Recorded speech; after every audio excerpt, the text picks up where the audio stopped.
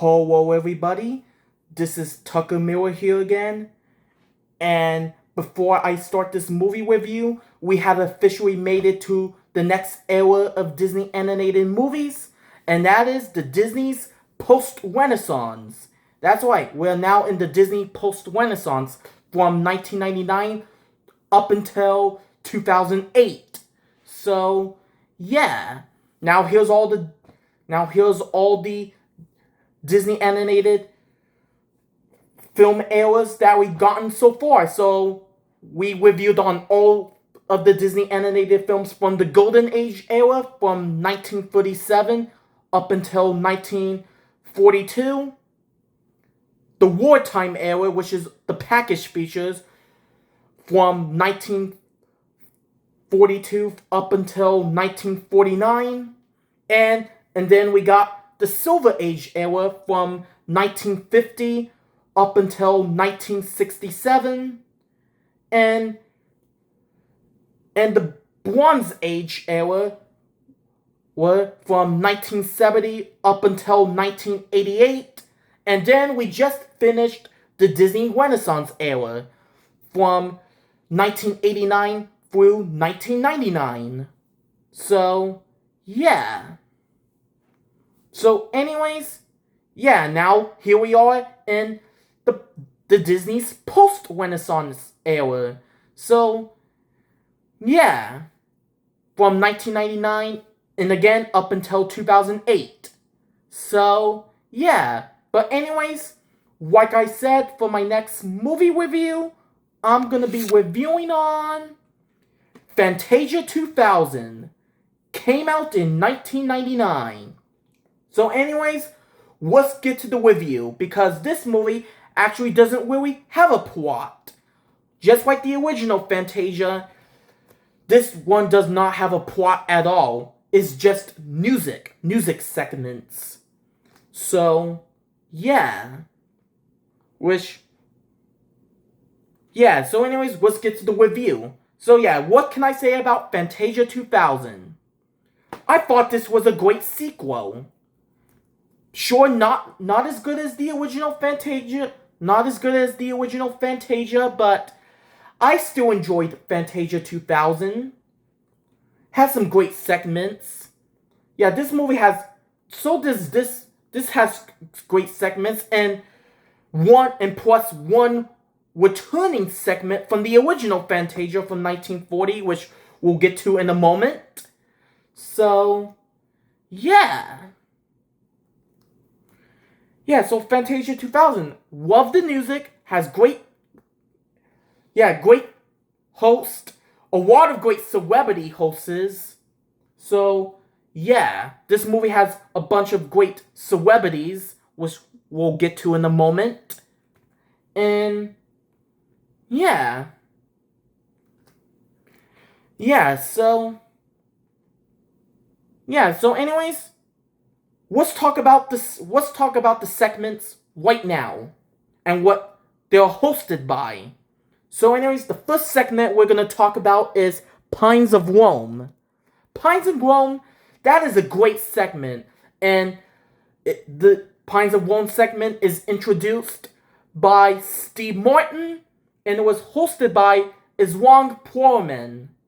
If I'm pronouncing his name right, Isaac Perlman. Yeah, did host it. Isaac Perlman hosted Pines of Rome, and while Steve Martin introduced it. So, yeah. Yeah, and Steve Martin did a great job introducing it, and Isaac Perlman did a great job hosting it. So, yeah. So, Steve Martin and Isaac Perlman did a great job for this film. So, yeah, and Pines of Rome is this segment with the flying whales. So, yeah. The flying whales segment is very cool. So, yep, Pines of Rome is a great segment. And now the next segment I want to talk about is Rhapsody Blue, hosted by Quincy Jones. the late Quincy Jones. So, yeah, Rhapsody Blue is a great segment. And I'll definitely have to say Quincy Jones did a great job hosting it. So, yeah. Yeah, Quincy Jones did a great job hosting Rhapsody Blue, Rhapsody in Blue. So, yeah.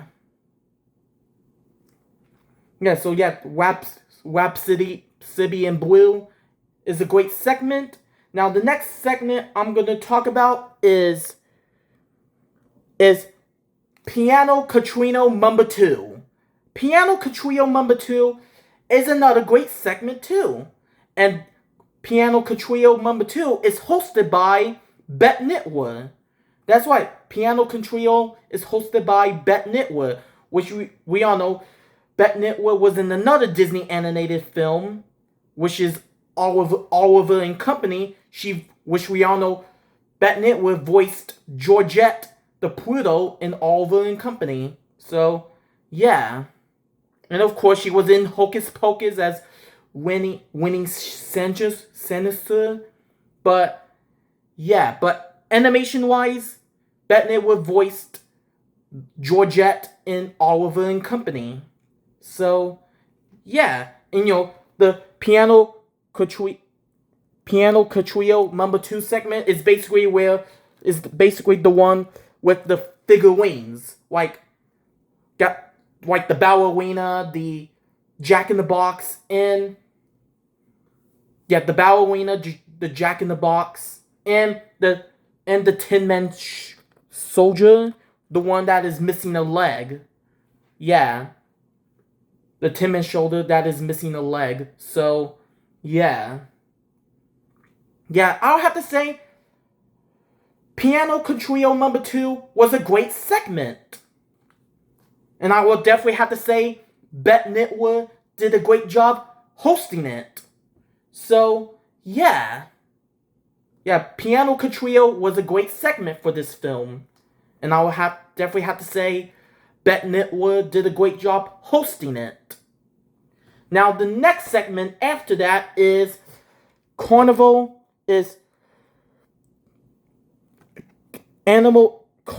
of Animals. If I'm saying it right. Animals of the Carnival, I should say, I think. Yeah, Animals of the Carnival. Animals of the Carnival was a great segment. You know, that segment right here where the flamingos were like playing with like yo-yos on their legs, and yeah, and things got out of hand, and yeah. Yeah, the Carnival of the Animals of the Carnival, that was a great segment, and it was hosted by the late James Earl Jones. That's right. Animals of the Carnival is hosted by the late James Earl Jones, which, again, James Earl Jones was in another Disney animated film, animation-wise, and that would be The Lion King, in which we all know James Earl Jones voiced Mufasa in The Lion King. So, yeah. So again, and rest in peace to the late James Earl Jones. And yeah. Yeah, but I'll definitely have to say James Earl Jones did a great job hosting Animals of the Carnival. So, yeah. James Earl Jones did a great job hosting Animals of the Carnival, and yeah. Now, the next segment I'm going to talk about is this segment, Pumps and Circumstances. Yeah, Pumps and Circumstances. Pumps and Circumstances was a great segment. It's the one where the Noah's Ark segment with Donald Duck and Daisy Duck. Yeah. Yeah, Pumps and Circumstances was a really cute segment. You know, the Noah's Ark segment with Donald Duck and Daisy Duck. So, yeah. Pumsin Sookin Senses was a great segment. And fun fact, I watched this not too long ago before I done this video. The Pumsin Sookin Senses segment was actually was going to be a was going to be a whole different story.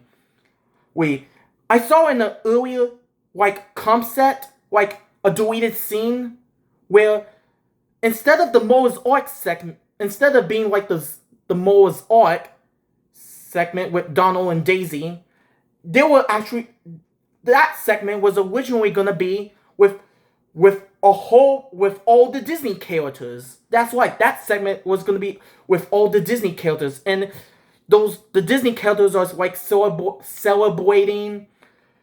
And yeah, we got all the Disney princesses, and the Disney princesses are gonna have babies, and yeah, and all the Disney characters were celebrating. So yeah, that was around the earlier deleted scene that was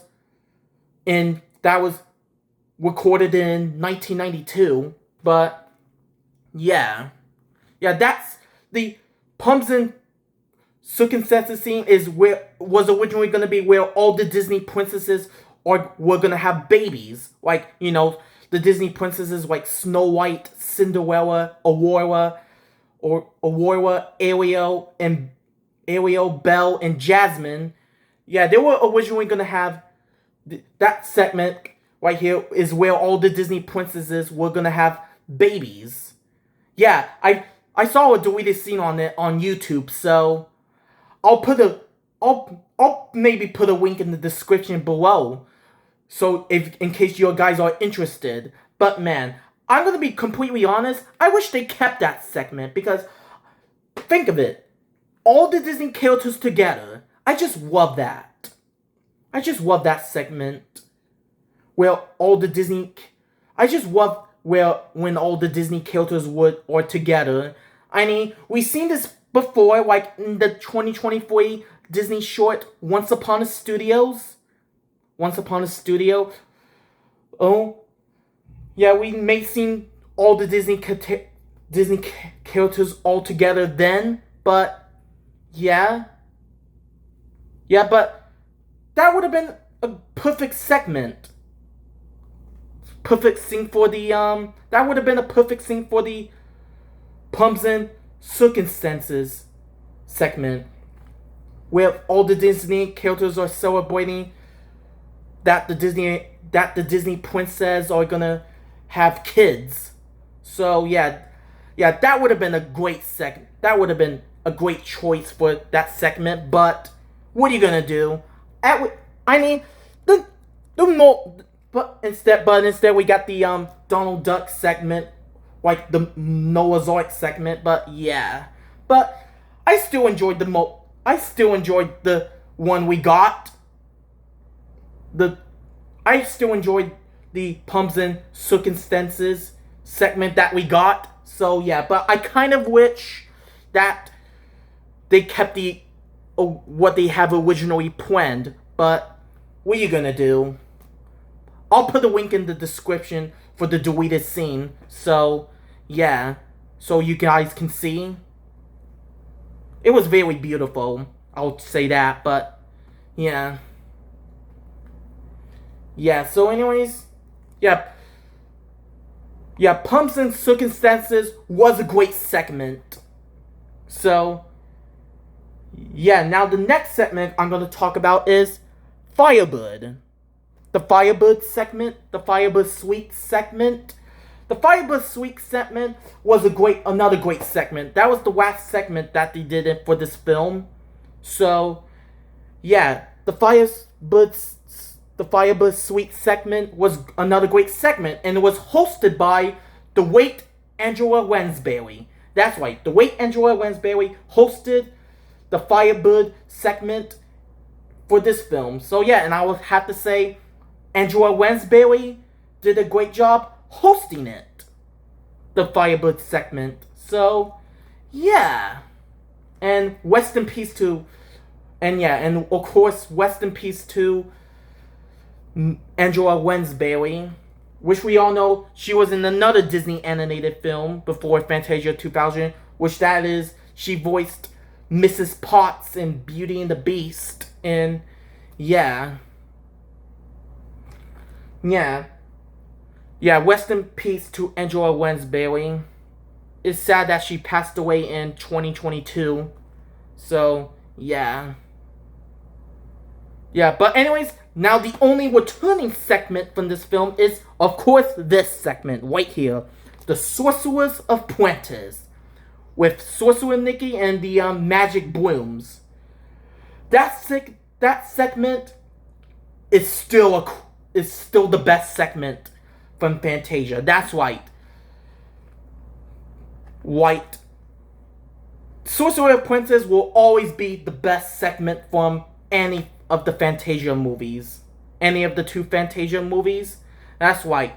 Sorcerer Apprentice will always be the best segment in Fantasia. I'm sure nothing can beat Sorcerer's Apprentice. So, yeah. Sorcerer Apprentice was the only original segment from the 1940 film Fantasia, the original.